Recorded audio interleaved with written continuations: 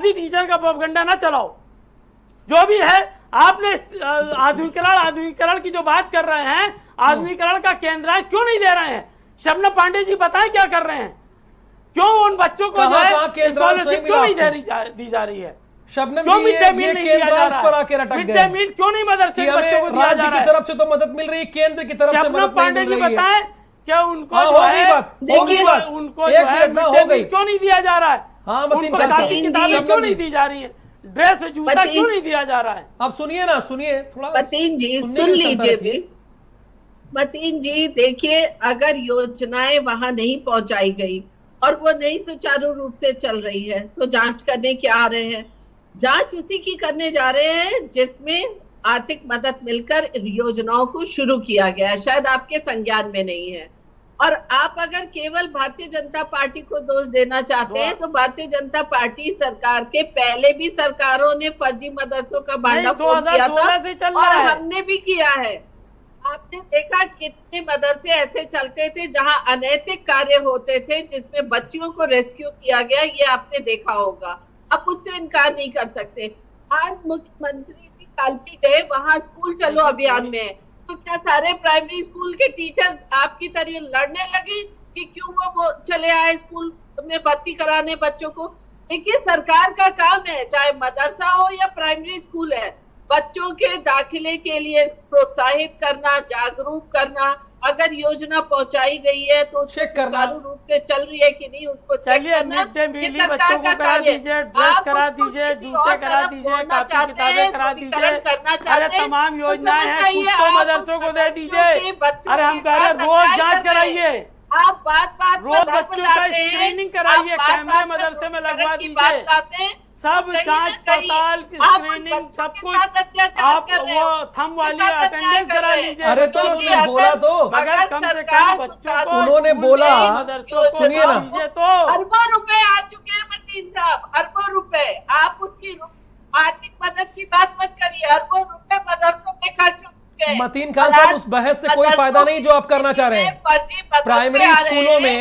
Primary स्कूलों में क्या मुस्लिम बच्चे नहीं पढ़ सकते? प्राइमरी स्कूलों में हम सब पढ़े हैं, मुस्लिम बच्चों के साथ क्या नहीं पढ़ सकते? वहां तो सारी सुविधाएं हैं, वहां तो सारी सुविधाएं दी जा रही हैं। कह रहा हूं कि देखिए शबनम जी ने, सुनिए ना, सुनिए, ताहिरा जी ने शुरू में ही बोल दिया, शुरुआत में ही बोल दिया मतीन खान साहब कि झूम झूम के अरबी पढ़ने से नहीं होगा भला, वो घर में भी आप पढ़ सकते हैं। मदरसों को अगर सरकार आधुनिकीकरण के दायरे में ला रही है, 7,000 से ऊपर अगर ऐसे मदरसे हैं तो वो बेहतर चल रहे हैं कि नहीं चल रहे हैं, तो ये चेक कर सकते हैं ना। मतीन साहब, रामायण हो या कुरान, घर में पढ़ा जा सकता है, अधिकार है वही दे जो स्कूली शिक्षा है 15 से तनख्वाह दे रही है सरकार, बच्चों को मिलना चाहिए। 2015 से सरकार तनख्वाह क्यों नहीं दे रही है? चलिए देखिए, सुनिए, दो सामाजिक कार्यकर्ता हमारे साथ और हैं। देखिए यहां पर घूम के मतीन खान साहब आ गए हैं, नाहिद जी, कि कम से कम हमें कुछ पैसा तो दे दें, केंद्रांश तो दे दें। अब इस पर ही आ गए हैं, इस विषय पर आ गए हैं कि जब अध्यापकों को कुछ मिलेगा नहीं तो कहां से वो पढ़ाएगा? देखिए मतीन साहब को बार बार किसी भी मुद्दे को, अगर मुसलमानों के बच्चों के डेवलपमेंट की बात है तो पॉलिटिकली डिबेट में नहीं प्रेजेंट होना चाहिए, उनके हक के लिए बात करना चाहिए। ज़रूरी नहीं कि हर बात को घुमा दो, मैं उसकी कायल नहीं हूँ। कभी कभी जांचें भी डेवलपमेंट के लिए होती, सारी जांचें नकारात्मक नहीं होती हैं। आप वो अगर जांच कर रही हैं, आपके अंदर कोई डर नहीं, आप बैठिए, आप प्लान बनवाइए कि भाई ये दिक्कतें हैं। मेरा कहना यही कि मदरसों को खुद अपने कागज़ मुकम्मल रखने चाहिए, खुद पत्र व्यवहार करना चाहिए कि यहाँ हमारे ये टीचर मानक के अनुरूप नहीं है, यहाँ इसमें मदद हमें चाहिए।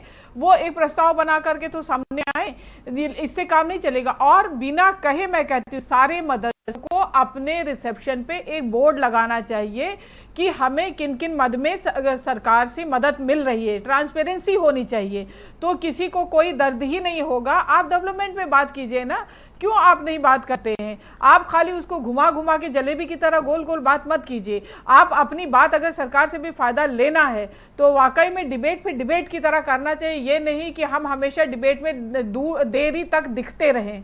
डिबेट में बहुत देर तक आप डिबेट कर रहे हैं लेकिन यूजलेस है तो उस डिबेट का कोई मतलब नहीं। आपकी बात पूरा प्रदेश सुन रहा है, सरकार के तमाम नुमाइंदे सुन रहे हैं, लेकिन आप उसको लपेटते रहेंगे तो आपकी जो असल बात है वो छुप जाएगी। मैं इसकी कायल बिल्कुल नहीं हूं, क्योंकि मैंने बहुत करीब से देखा हुआ है कि मदरसों को किस तरह से एक परिवार के सारे लोग मिलकर चला रहे होते हैं। तो मानक के अनुरूप सबका अपॉइंटमेंट होना चाहिए, टीचर का क्या लेवल है उस हिसाब से होना चाहिए। मैं कितने लोगों को पकड़वा चुकी हूँ क्योंकि मैं हकीकत जान रही हूँ। तो इसलिए डिबेट उल्टी सीधी ना कीजिए, आप डिबेट करिए, जो गलती है उसको सुधारिए। भाई आप ऐसा कर दीजिए कि सरकार उसको दूसरा मुद्दा बना ही ना पाए। आप तो डिबेट से सरकार के पाले में खुद ही मुद्दे दे देते हैं। मौका ही मत दीजिए ना मतीन खान साहब, ऐसा मौका ही मत